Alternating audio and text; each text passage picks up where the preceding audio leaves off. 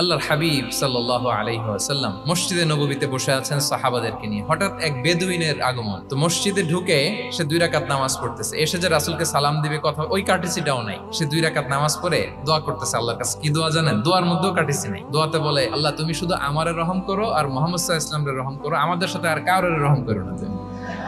দোয়ায় অন্যদের জন্য দোয়া করলে যে নিজের লাভ এটা সে জানতো না। তো তিনি ফলো করতে লাগলেন যে দেখি লোকটা কি করে। তো লোকটা দোয়া টোয়া করেই এবার যে মসজিদের এক কর্নারে বসে ওখানেই পেশাব করা শুরু করলো। মানে কোনো কার্টিসি নিয়ম ভদ্রতা তার জানা নাই। তো তাকে পেশাব করতে দেখে বাকি লোকেরা তো তাকে ধরতে গেল, মারতে গেল। রাসূল সাল্লাল্লাহু আলাইহি ওয়াসাল্লাম বললেন, রাখো রাখো, আরে থামো থামো, কাজ সারতে দাও। তো সবাইকে তিনি থামালেন, ও সারলো।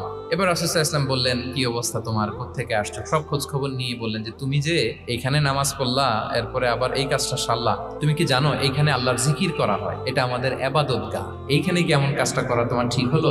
সে তো লজ্জায় কাচুমাচু হয়ে রাসূল সাল্লাল্লাহু আলাইহি ওয়াসাল্লামের কাছে ক্ষমা চেয়ে গেছে। সুবহানাল্লাহ।